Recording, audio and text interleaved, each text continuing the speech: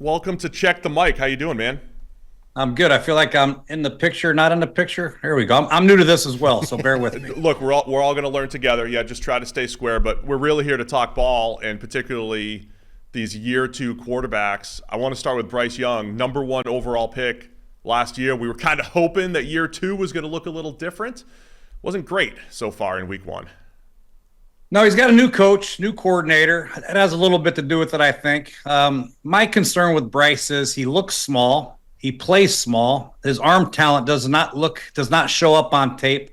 His decision making hasn't been that great. He's 13 for 30 for 160 yards, a couple picks and 4 sacks. The weapons around them are very, I don't know. They don't have a tight end presence. You know, Chuba Hubbard's a good back, but he's not really a back out of the backfield type guy. You know, they got a rookie receiver, Xavier Legette, Dante Johnson, Adam Thielen. I just don't know where they turn. You know, they don't have a great roster to really help this kid out, and he's not a good enough quarterback of creating on his own to carry a team on his own with his athletic ability, with his arm talent. So a lot has to go right, and nothing has gone right for him since he's been a starter. So a lot of problems in Carolina, not just on offense either. Their defense was putrid as well. Yeah, the biggest sort of superpower that Bryce Young had in college was anticipation. Like, he threw over the middle with anticipation incredibly well. He was putting the ball at the spot that the receiver was going to get to, better than, you know, any quarterback I could remember coming out for a while, and better than the other quarterbacks that had come out of that Alabama system. You know, Tua, Mac Jones. None of that is evident right now. And that first interception was like the exact opposite of that. It was terrible anticipation, placement, everything was bad. How come that aspect of his game has completely evaporated, in addition to he looks tiny? Yeah, well, you look at that play, and there's no separation either by the receiver. That ball had to be in one spot only. He missed a spot, and it was picked. The other part of the equation was in week one, they had the ball for 6 plays, and they were down 17-0 after 6 plays. So that kind of throws you for a loop when you're trying to call plays and execute your offense. But yeah, I don't understand it either. I have not seen anything so far in his first year and so much body of work that really warrants him being a starting quarterback in the NFL. The issue is Canales and Idzik, the coordinator. They have no ties to him. They're new there, so they didn't draft this kid. So I don't know how long this leash is going to be for him, especially with a veteran quarterback like Andy Dalton, who's had a lot of success in the National Football League right behind him. So hopefully he gets better. It's early in the season, obviously, but they played the New Orleans Saints. It's not like they played the Pittsburgh Steelers or the Baltimore Ravens. Now this is a team that they had a great opportunity to win, and they got blown out. So it's a big concern up there in Carolina.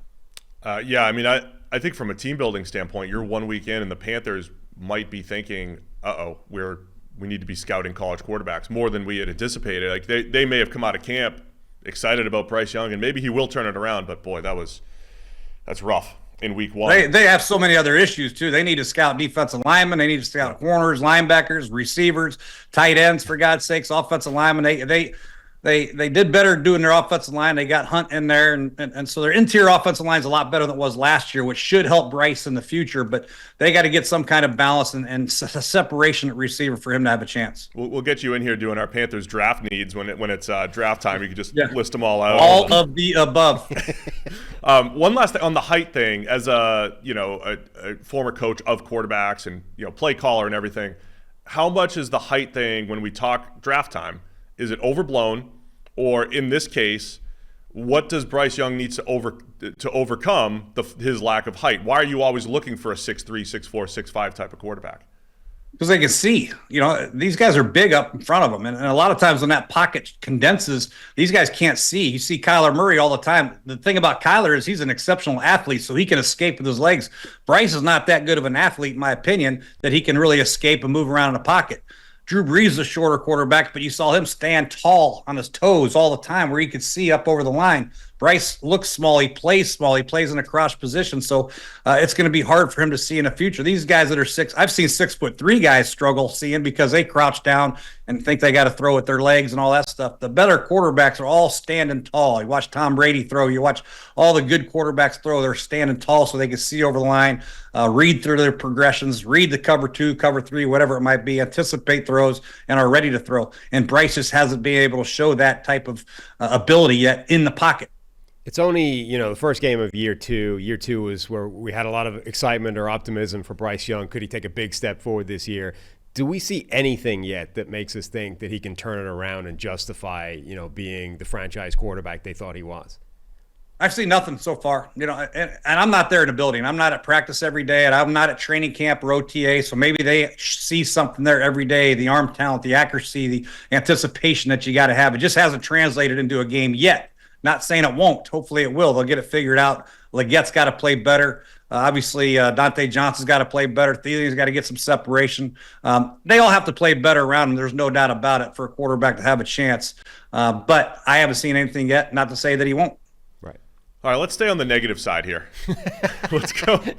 Will Levis and the Titans. Jay, I'm watching Levis throughout the day on Sunday against the Bears, and last year I thought he was, fun from a fan perspective, unbelievably aggressive. But turnovers and big plays both from Will Levis. I thought they did a nice job of reeling him in at first, and then he throws what ended up essentially becoming the game-ending pick six. Just a terrible decision. What are your thoughts on Will Levis, and how would you handle a quarterback like him who seemingly just wants to make big plays at all times? Well, he's a great competitor. He does not like to fail at all. You can see that. He got away with one of his little on the way to the ground shovel passes, getting out of his hands and avoid a sack earlier in the game. And then obviously later in the game, he did it again and threw it right to the defense for a touchdown. The thing about the Tennessee Titans right now, if you're coaching the Titans, they have a good defense now. I'm telling you that. Harold Landry can rush. Simmons can still rush. They have an elite corner over there. So they have a very good defense. Ernest Jones played a hell of a game at linebacker. They're going to keep you in games. The one thing you can't do as a quarterback is make those mistakes, those turnovers, those plays that impact the game in a negative way. He did that twice, had another fumble in the game. So this is something that they have to really challenge Will on in the future to protect the football. It's okay to punt. It's okay to kick a field goal. We don't have to score every time we have the ball. So that's something that you'll have to reel him in on. And then cater to his strengths. His strengths is he's a physical kid. They had one designed quarterback run for about a gain of 15 on a quarterback little counter to the weak side, which is excellent. And those are things you're going to have to do with him to have success on offense. Forget the injury possibilities with them. This guy's a bull in a china shop. Let him get in there, get physical, and make some plays. And if it doesn't work out, you got a good, capable backup in Mason Rudolph. How do you structure an offense around a quarterback? Because, generally when people describe quarterbacks, you want to hear terms like surgical, like precision, leadership. And the words that come to the mind when you're talking about Levis are like maniac, psychopath, lunatic. How do you create an offense around this guy who's just playing with this reckless, crazy style that a lot of times is getting him into trouble? Yeah, you're right. That's a very difficult thing to coach, so you have to try to cater to them somehow. The issue is they have two outstanding receivers that can really go get it, and Hop and obviously Ridley, and they're probably getting frustrated a little bit. So, when you have a quarterback throw 32 times for 127 yards, Ridley and Hop are out there going, what the hell's going on here? I don't want to see another quarterback design run. I don't want to go out there and dig out a safety and a power play for the quarterback. These guys want to run and you guys want to get open, but this is not Will Levis style. Now, he has the ability to pull it out, do some play actions, and launch it. He missed one, I think, to Ridley, who was wide open, was underthrown drastically. But these are plays. You're going to have to manufacture some deep ball plays to Ridley or Hop a couple times a game. The quarterback runs. But most importantly, you have to keep him out of third down and long because that's where they become unfunctionable. Do you end up trying to just embrace that? Like you're saying, we have to let him chuck it down the field because you don't want him checking down. You don't want all underneath stuff for Levis. You don't want to rein him in too much. You want to lean into that aggressiveness, but also not with the recklessness, right? That balance.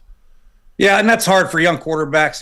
Hey, be aggressive. No, don't be aggressive. You might throw a pick. No, be aggressive. You can't give them two. You got to let the quarterback play. But when plays do break down, the quarterback play calling can be aggressive with them. I get that. But when plays break down, this is where Will Levis has to make great decisions for your franchise. He's got to understand he's got the entire franchise on his back. Right, when he's scrambling out there and he shovel passes it to the defense for a touchdown and gives up the game. I mean, these are plays and games you don't get back. The AFC South is going to come down to a game or two, quite possibly. Being the 7 seed might be the difference in 9 and 8 and 8 and 9. This is a huge game for them.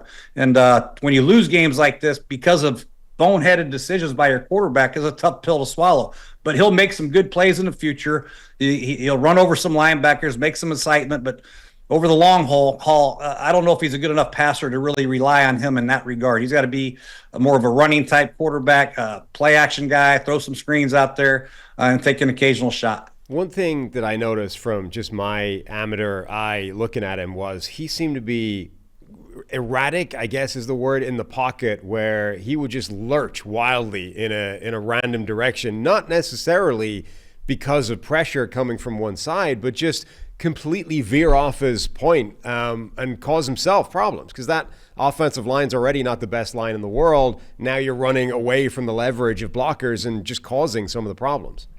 I've seen so many young quarterbacks in the first week of the season step into pressure. Everybody, they want to step up and they feel like they got to avoid, they got to move, and they move right into a 3 technique rushing up the field.